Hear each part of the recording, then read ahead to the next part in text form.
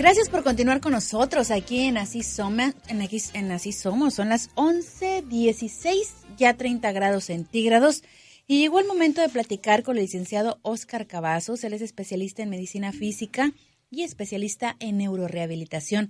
Bienvenido, Óscar, ¿cómo estás? Hola, ¿qué tal? Muy buenos días. ¿Cómo estás, Elsa? Muy bien, un gusto que estés con nosotros para poder hablar de este interesante tema, ¿no? Claro. Que lo hemos visto mucho últimamente, lo que es la esclerosis lateral amiotrófica. Vamos a hablar más a fondo sobre este tema. Muchos de ellos ni saben qué es, qué significa. Y bueno, también sabemos la moda, ¿no? Que está hoy en día, donde la gente se echa un cubetazo de agua helada para seguir con esto.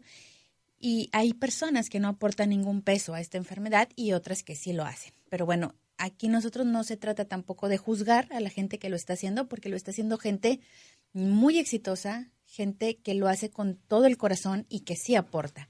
Pero aquí yo creo que lo más importante es primero que nada saber qué es la esclerosis lateral amiotrófica, que muchos de nosotros desconocemos. ¿De qué se trata? Claro que sí. Mira, la esclerosis lateral amiotrófica, esclerosis viene del griego rigidez o cicatrización. La esclerosis es como un endurecimiento. Esto viene siendo, y lateral viene de la médula espinal. Entonces, es una disfunción del sistema nervioso central. Ajá. ¿Sí? Existen neuronas que son neuronas motoras superiores y neuronas motoras inferiores. Las neuronas motoras superiores son las que están en el cerebro y en base a neurotransmisores hacen contacto unas con otras.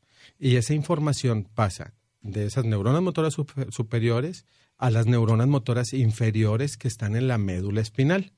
¿Sí? Entonces ahí va la comunicación de que tú mandas la orden. Entonces pasa de neurona motora superior a neurona motora inferior.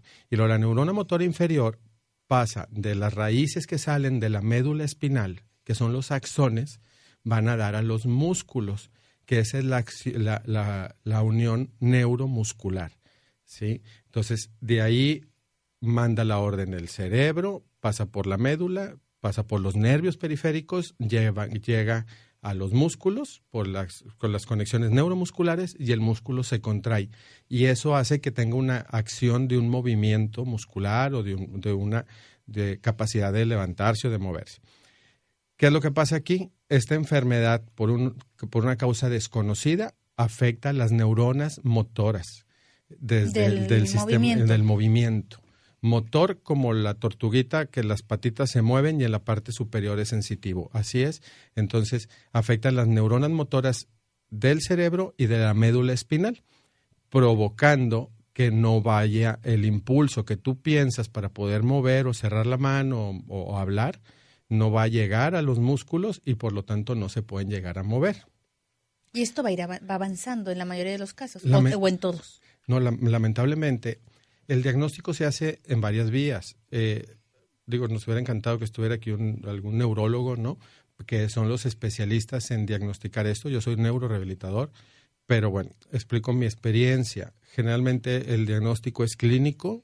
Eso significa que hacen el diagnóstico por síntomas, por estudios de electromiografía, de neuroconducción. Esto es electromiografía, conectan un aparato al paciente y ven la actividad muscular, y la neuroconducción ven la actividad, el tiempo que se retrasa la conducción nerviosa, ¿no? Y de ver cómo va evolucionando el paciente. Pero la evolución es de 3 a 5 años. Generalmente ahí termina con un final catastrófico, ¿no? Catastrófico. ¿Y habrá casos, Óscar, que esto sea más lento o que esto no avance, que no sea progresivo, o en todos los casos es progresivo? Hay muchos tipos. Aquí hay un diagnóstico diferencial, se llama. Hay muchas enfermedades de la neurona motora superior o de neurona motora inferior. Ahí el médico especialista diferencia entre una enfermedad y otra.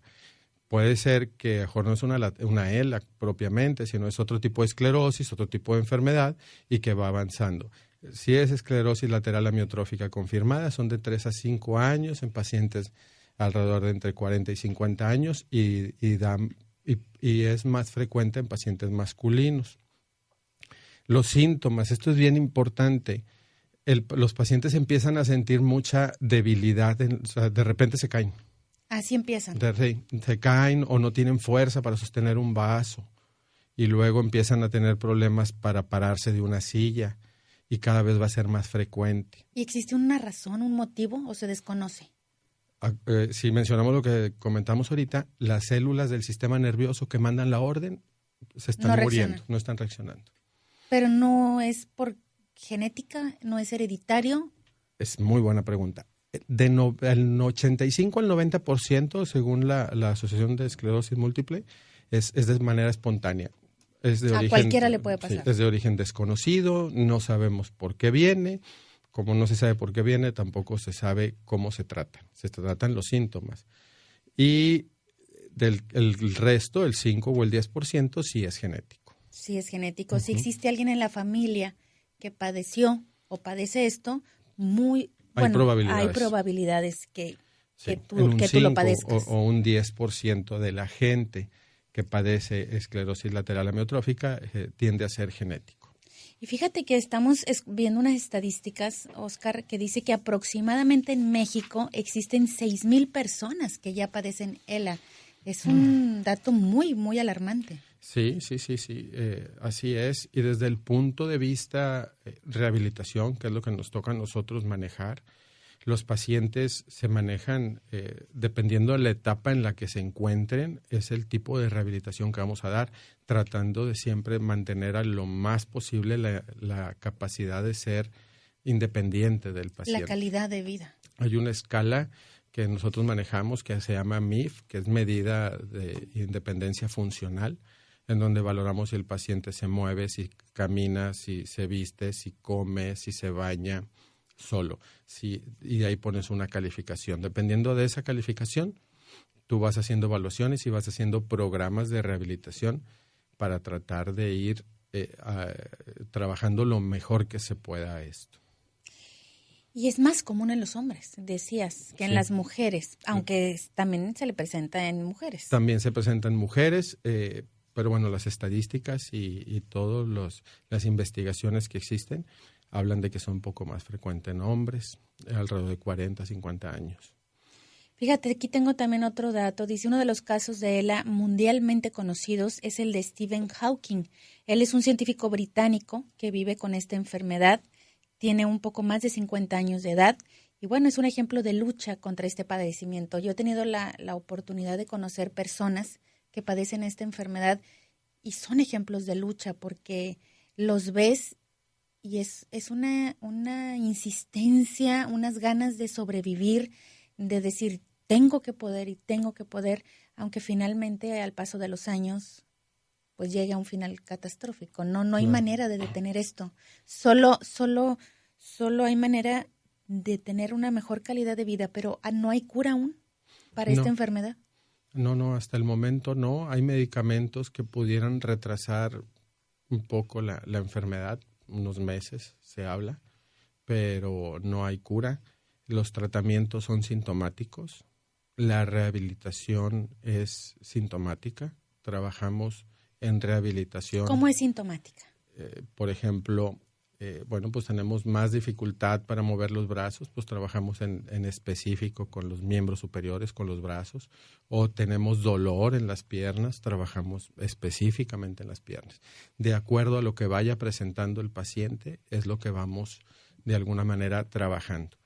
Y en cuanto a la cuestión de farmacología, sintomático significa que si el paciente tiene dolor, pues se le da analgésico, si el paciente tiene rigidez, se le da medicamento para disminuir la rigidez, pero son tratamientos paliativos, no curativos, son para que se sienta mejor o poder hacerle más llevadera la vida, que no esté batallando tanto ellos como sus familiares. Porque los familiares también pasan momentos muy difíciles, ¿no? Y complicados. Sí, pues es como todas las enfermedades que son neurológicas, degenerativas y progresivas. Hay muchas.